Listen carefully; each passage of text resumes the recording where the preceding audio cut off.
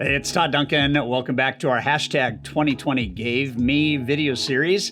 Today is day 17, and as is always the case, we would love to hear from you. We would love you to tell us your story and tag the campaign at hashtag 2020 Gave Me. And so your story can be shared with the rest of the world as we endeavor to make 2021 a great year. Day 17. The gift of self-discipline. Now, before you get all jiggy on me, just understand that I study success, and I'm only sharing these gifts with you because, one, I've watched them, particularly last year, but for my entire career, be gifts that really enrich the journey, enrich the life experience, and in actuality, expedite the level of success and significance we achieve. But the other reason is I own a coaching company, and I can tell you that without question, this gift of self-discipline is one of the most important things that a coaching member begin to embrace, because we can tell you what to do, but you have to have the discipline to do it.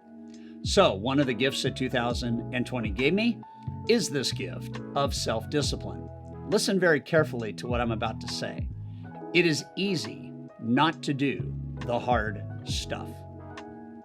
It is easy not to do the hard stuff.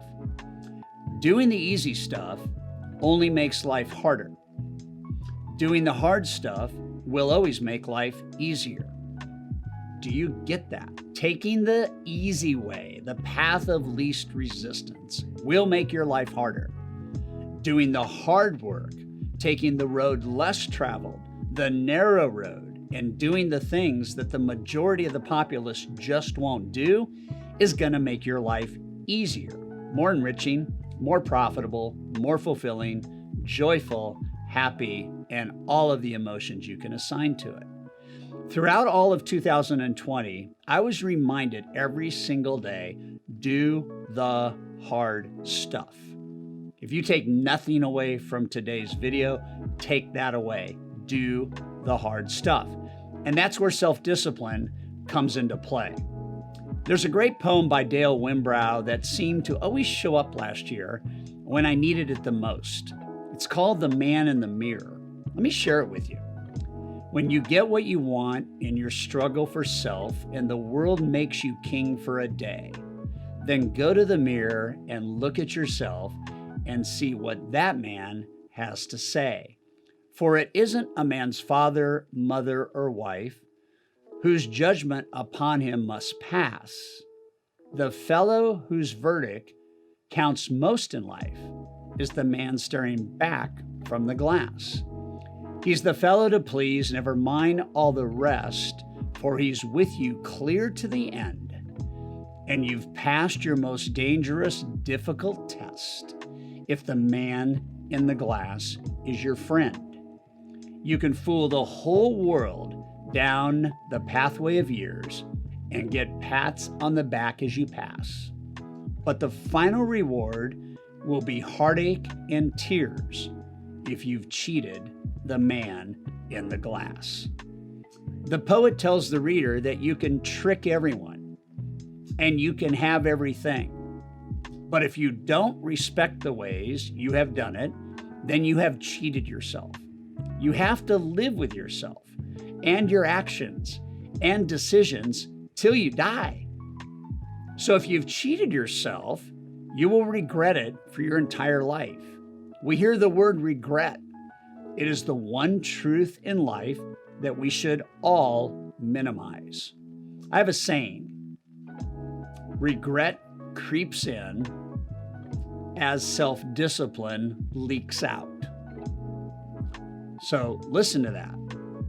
When self-discipline is absent, it's leaked out, it's not there, regret will replace it. Regret creeps in as self-discipline leaks out.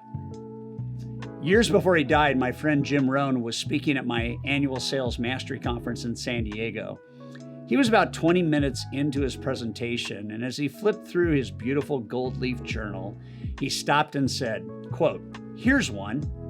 This will alter your future." End quote. Pause. You could hear a pin drop. The way that Jim would speak is he would just go to his journal and he'd end up on the things that he would end up on, and he'd begin talking about it. In this moment, 3,000 people were glued to their chair, pens ready, the note of a lifetime. And then Jim said these words, quote, "We must all suffer from one of two pains, the pain of discipline or the pain of regret. The difference is discipline weighs ounces, while regret weighs tons." Self-discipline is the ability to have control and motivate yourself, stay on track, and do the right thing, the hard thing. One of the gifts that my mom and dad gave me was the gift of my faith. I've always pursued truth and meaning and purpose. And in that endeavor, I've also learned a lot about the impact people create for themselves when they embrace doing the things that are right and pure and intentional. In this sense, the gift of self-discipline, if received and used, will cause a healthy, confident, proud, and more fulfilling life. If not, the opposite. In that regard, here's one of the spiritual truths that I've learned. If you neglect discipline, you will lose self-respect. And the longer you neglect discipline, the larger the gap between where you are and where you could be, who you are, and who you could become. The possession of self-discipline enables you to choose and then persevere with actions and thoughts and behavior, which lead to improvement and success. It also gives you the power and inner strength to overcome addictions, procrastination, and laziness, and to follow through whatever you do. And when you do that, your self-esteem, your self-talk, and your self-image improve. The more that happens, and not surprisingly, the more self-discipline you will have. Leading medical experts tell us there are clear benefits to having self-discipline. Self-discipline establishes inner strength and character. Self-discipline enables you to withstand temptations that can be harmful in many ways. Having self-discipline heightens your chance of success in any endeavor. Individuals with self-discipline build better relationships. Self-discipline is more likely to set strong personal boundaries. And if you don't have discipline, you have weak boundaries.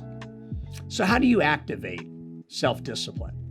People who think about the why they do something are able to exert greater self-control and persist longer at a task than those who think about how to do something. When we know the goals we seek rather than the means of getting there, we're more likely to do the right things and build up the power and the self-control. And that is what self-discipline is. Why am I doing this? First. How will I do it? Second. So here's the question of the day. What do you need to do today that requires self-discipline that until now you have been putting off? Second question, when will you do it? Try this out. Do the hard stuff. Today, do something hard. Do something you've been putting off. Do something you know you should do. Why am I going to do it? Why are you going to do it? How am I going to do it? How are you going to do it? And by the time the sun goes down tonight, do something that requires self-discipline and check in with how good you feel about you.